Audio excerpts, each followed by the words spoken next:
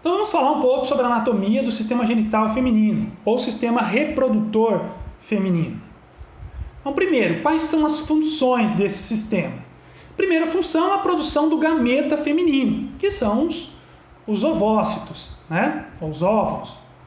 E também a produção de hormônios sexuais femininos, que é principalmente o estrogênio e a progesterona. Também o sistema genital feminino é o local da fertilização, o local da união entre o óvulo e o espermatozoide, né, que vai dar origem ao zigoto e que vai se desenvolver formando um novo ser humano. Também é o local de implantação e desenvolvimento do ovo. O que é o ovo? O ovo é o óvulo que foi fertilizado, né? Ovo ou zigoto, tanto faz. O sistema genital feminino também vai formar o canal do parto, o canal por onde o feto vai passar no momento do parto. E também a gente tem no sistema genital feminino as estruturas que permitem a cópula, né? A função sexual feminina. Qual que é a constituição? A gente pode dividir os órgãos do sistema genital feminino em dois grupos. Um grupo que a gente chama de órgãos genitais internos e um outro grupo que a gente chama de órgãos genitais externos. Mas internos e externos por quê? Internos e externos em relação ao quê? Em relação à cavidade pélvica. Então, os órgãos genitais internos são aqueles que ficam dentro da cavidade pélvica e são os dois ovários, as duas tubas uterinas, o útero e a vagina. E os órgãos genitais externos são aqueles que ficam fora da cavidade pélvica e vão ser o monte do púbis, os lábios maiores e menores do pudendo, o clitóris, o bulbo do vestíbulo e as glândulas vestibulares maiores e menores. Então a gente vai falar um pouco da anatomia de cada uma dessas estruturas. Vamos começar falando dos órgãos genitais internos e vamos começar falando dos ovários. Então os ovários são essas duas estruturas aqui, ó, arredondadas, não é? Com uma cor acinzentada no vivo e que ficam lá dentro da cavidade pélvica, uma de cada lado do útero. Então, aqui a gente está olhando a pelve feminina de cima. Então, a gente teria aqui na frente, ó, a sínfise púbica, depois a bexiga urinária, aqui no meio o útero, de cada lado do útero um ovário e atrás aqui o final do intestino grosso, tá? Então os ovários, eles que vão produzir os óvulos ou ovócitos e também vão produzir os hormônios sexuais femininos, estrogênio e progesterona, tá? Eu já comentei com vocês que a ovogênese, né, a produção do gameta feminino, é diferente da espermatogênese, a produção do gameta masculino. Por quê? Porque a ovogênese, ela começa lá durante a vida embrionária, mas ela para, os ovócitos eles começam a se desenvolver e eles param num determinado ponto. E depois, lá na puberdade, é que a partir da puberdade, a cada mês, alguns desses ovócitos vão retomar o seu processo de desenvolvimento, tá? E isso vai até que a mulher atinge a menopausa. E a partir da menopausa, esse processo para e a mulher não tem mais o desenvolvimento desses ovócitos, não tem mais a ovulação, né? E, consequentemente, ela não é capaz mais de engravidar, de ter filhos a partir da menopausa. Então, os ovários têm essa diferença, né? Enfim.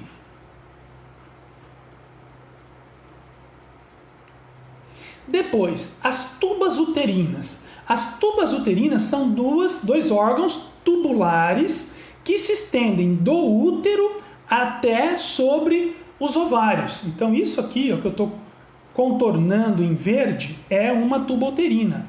Tem uma de cada lado. Ó. Tem uma tuba uterina de cada lado. O que as tubas uterinas fazem? Elas servem para captar o ovócito no momento ali da ovulação. A cada mês, né, a mulher na ovulação libera um ovócito. E esse ovócito é captado pela tuba uterina. E aí ele vai por dentro da tuba uterina em direção ao útero. E normalmente é dentro da tuba uterina que ocorre a fertilização. O que é a fertilização?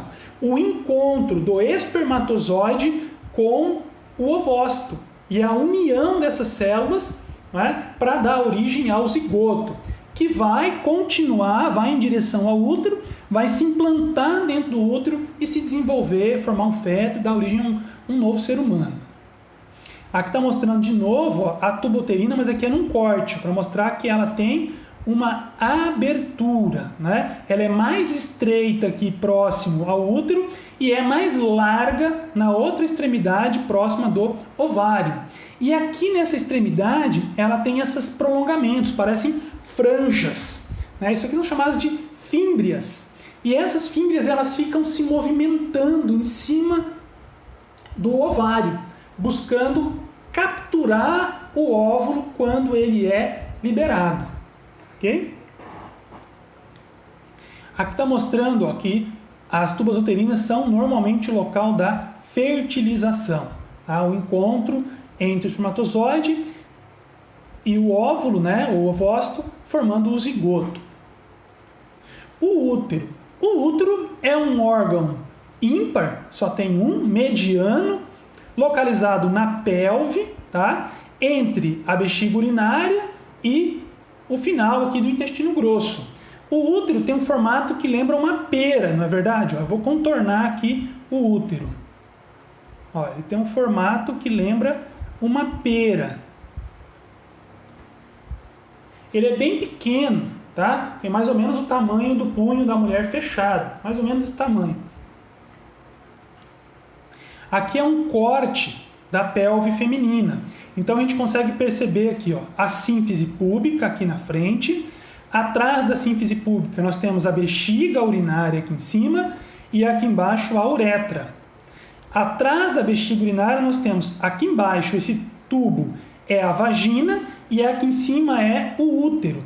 Podem ver que o útero ele começa aqui atrás da bexiga, mas ele se projeta para frente e por cima da bexiga urinária. E aqui atrás a gente tem o final do intestino grosso. Tá? Aqui mostrando mais uma vez o útero, com seu formato de pera. E o útero tem 3 regiões. Essa parte aqui em cima, ó, acima da onde terminam as tubas uterinas, nós chamamos de fundo do útero. Fundo do útero. Essa outra região aqui, que é a maior parte do útero, nós chamamos de corpo do útero. E essa pequena porção do útero que fica circundado aqui, ó, que se projeta para dentro da vagina, é o colo do útero. Colo ou cérvix do útero. Então o útero tem um fundo, que por mais estranho que pareça, é a parte de cima, é a parte superior do órgão. Tem um corpo e tem um colo ou cérvix. Quando a gente olha o útero em corte, nós percebemos que ele tem 3 camadas. Ele tem um revestimento externo, que a gente chama de epimísio. Tem uma camada interna, que a gente chama de endomísio, né? E tem uma camada média, que a gente chama de miométrio, né? A musculatura lisa do útero. A maior parte do volume do útero é formada por músculo do miométrio, tá? É uma musculatura lisa. E aqui dentro a gente tem uma cavidade chamada de cavidade do útero.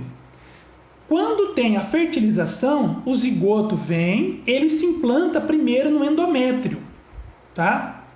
Ele se implanta primeiro aqui, ó, no revestimento interno, no endométrio.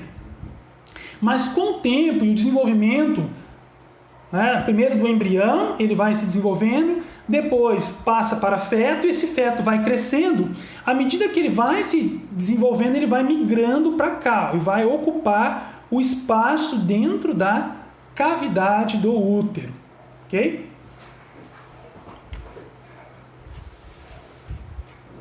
Aqui a gente percebe também, ó, que existem ligamentos que mantêm o útero na sua posição. Os principais são essas 2 pregas que a gente vê aqui do lado, ó, que vão prender o útero nas paredes laterais aqui, ó, as paredes da pelve, a gente chama de ligamento largo. E tem esses dois cordões aqui chamados de ligamento redondo. Tem um ligamento redondo de cada lado.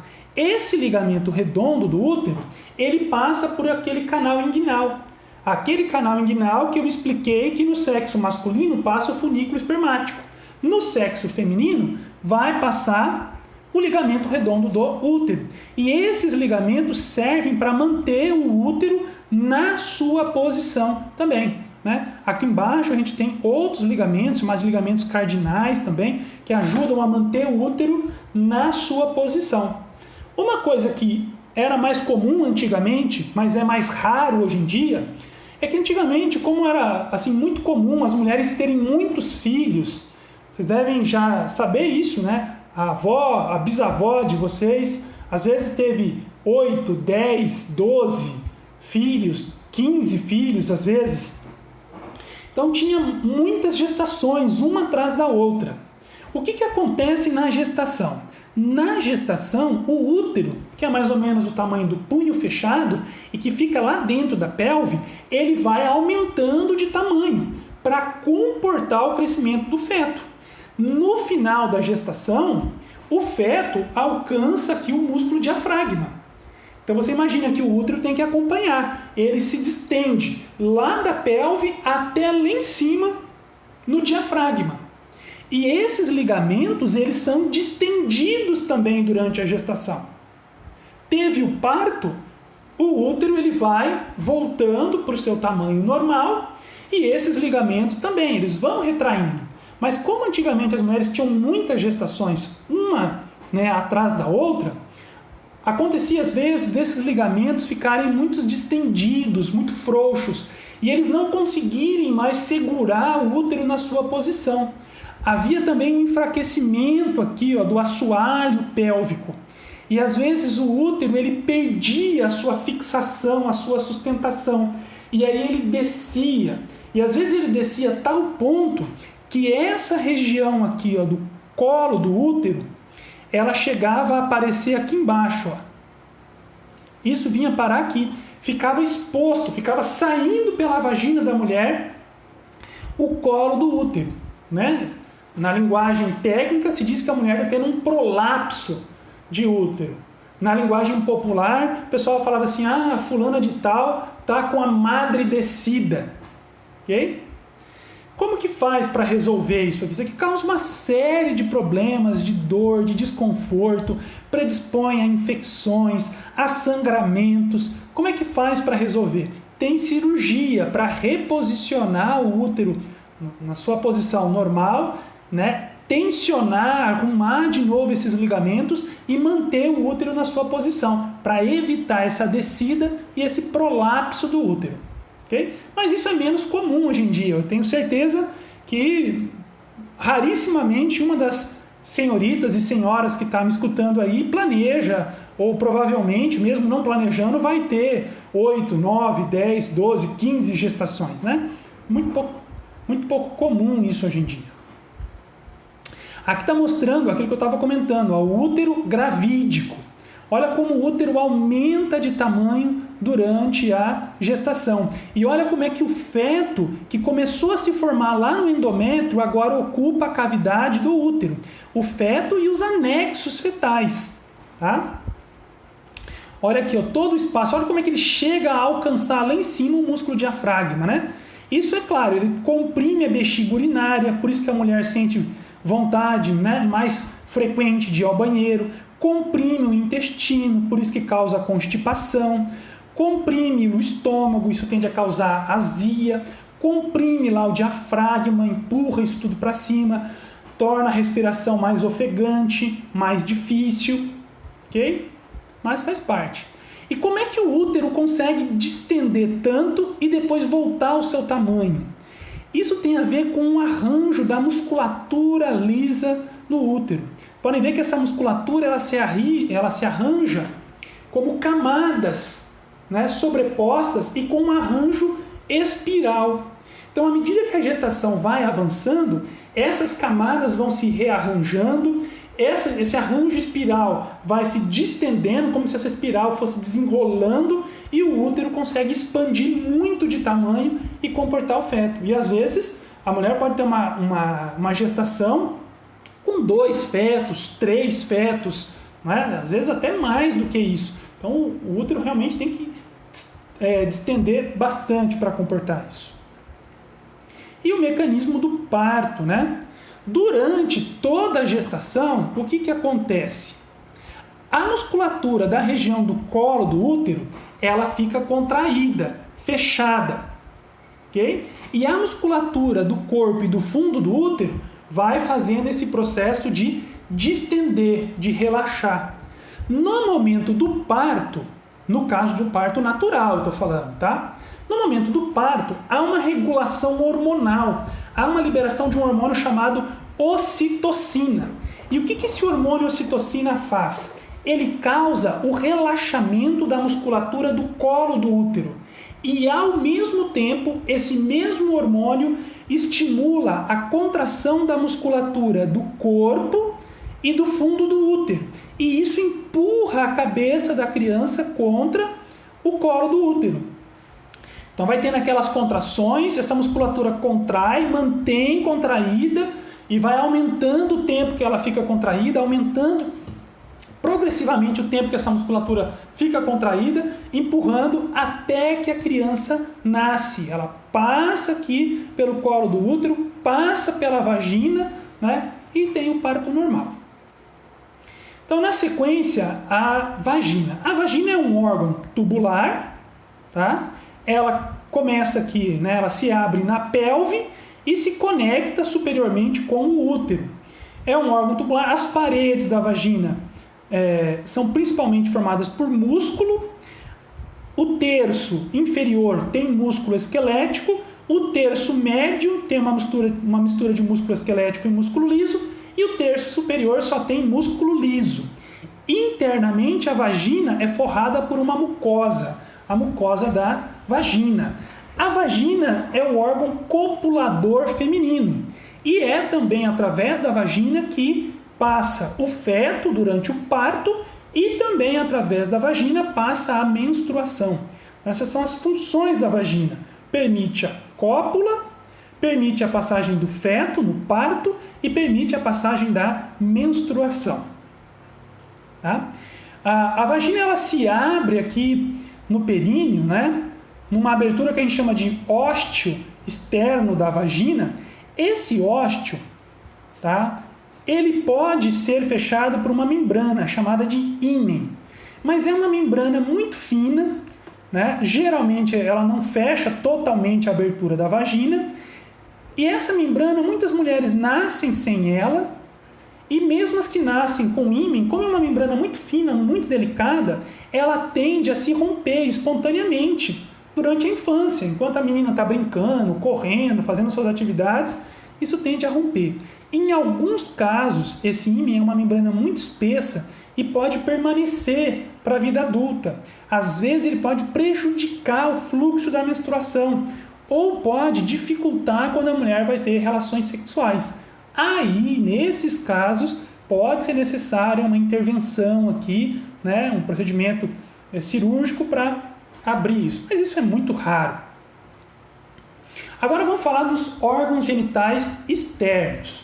Então, o primeiro deles é o que a gente chama de monte do pubis. Monte do pubis é essa região que eu estou circulando aqui.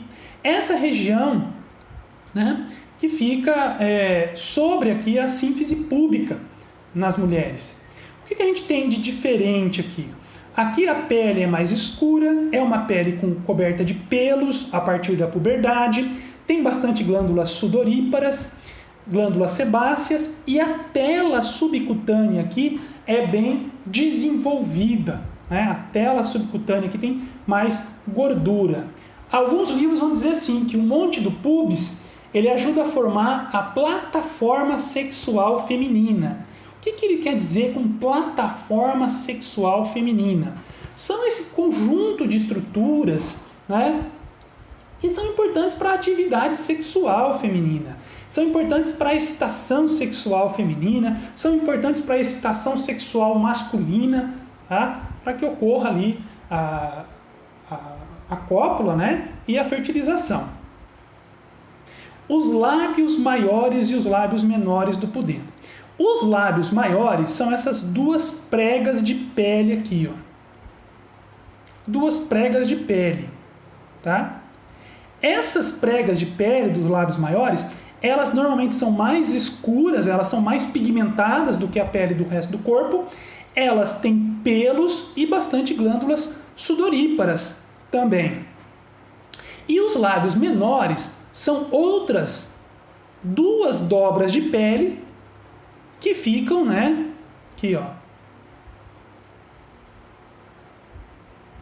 Então eu tenho lateralmente o lábio maior e medialmente o lábio menor, um de cada lado.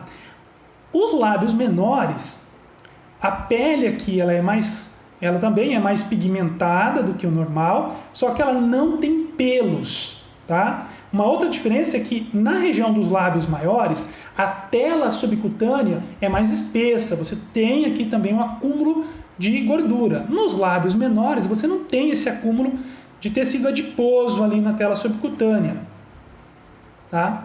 E esses lábios menores, eles vão delimitar um espaço, ó. Esse espaço que eu estou pintando aqui, ó, entre os lábios menores, é chamado de vestíbulo da vagina. Vestíbulo da vagina. E nesse espaço do vestíbulo da vagina vão se abrir aqui em cima a uretra por onde passa a urina. E atrás da uretra vai se abrir a vagina, o ósteo externo da vagina. E também aqui, ó, de cada lado, esses dois furinhos que vocês estão vendo, é onde se abrem duas glândulas, né? Uma de cada lado.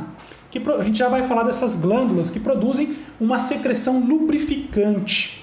Então, os lábios menores, entre eles nós temos o vestíbulo da vagina. E no vestíbulo da vagina se abrem a uretra, o ósteo externo da vagina, né? E aqui os ductos, ó, das glândulas vestibulares, né? O clitóris, o que é o clitóris? O clitóris é essa estrutura que fica anteriormente à uretra. Então aqui está a abertura da uretra, anteriormente à abertura da uretra, a gente tem aqui o clitóris. Né? A gente pode ver que os dois lábios menores do pudendo se conectam aqui com o clitóris. O clitóris é uma estrutura muito importante para a excitação sexual feminina.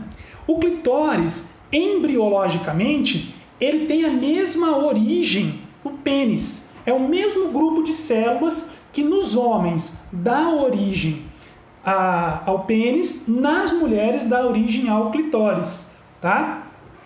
O clitóris ele tem até uma estrutura anatômica semelhante ao pênis. Por exemplo, ele tem uma extremidade que é a glande do clitóris. O clitóris é coberto por uma prega de pele que a gente chama de prepúcio do clitóris. E o clitóris é muito importante para a excitação sexual feminina. Tá? O bulbo do vestíbulo. O bulbo do vestíbulo é essa estrutura que está aqui embaixo, ó. Então, na verdade, ele forma uma ferradura aqui, ó. Ele forma tipo uma ferradura, ele contorna aqui, quase que completamente, o ósteo da vagina. Então, aqui, ó, o bulbo do vestíbulo, ele fica embaixo da pele, não dá para visualizar ele, só cortando, só dissecando. Então, ele fica aqui, ó, ele contorna lá por dentro, vem para cá, fecha aqui e vem aqui. Esse órgão, esse bulbo do vestíbulo, ele tem a mesma origem embriológica que os corpos cavernosos do pênis. Então, as células que no homem dão origem ao corpo cavernoso, aqui dá origem ao bulbo do vestíbulo. Então, esse bulbo do vestíbulo é formado por tecido erétil. Quando a mulher tem a sua excitação sexual, esse bulbo do vestíbulo ele aumenta de tamanho.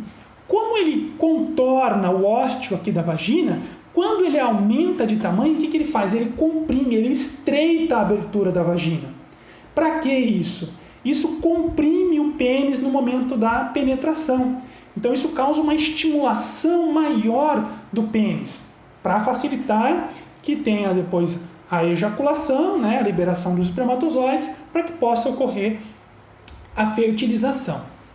E as glândulas vestibulares, maiores e menores, que eu comentei, são duas pequenas glândulas, ó, essas bolinhas aqui, tem uma do outro lado, cada uma delas tem um canal e que vai se abrir aqui, ó, esse orifício aqui é a abertura do canal das glândulas vestibulares maiores. As menores são microscópicas e ficam aqui, ó, nessa pele, nessa região, e essas glândulas produzem uma secreção lubrificante. Quando a mulher tem a sua excitação sexual, há uma estimulação do sistema nervoso nessas glândulas e elas liberam uma secreção lubrificante para facilitar a penetração durante o ato sexual.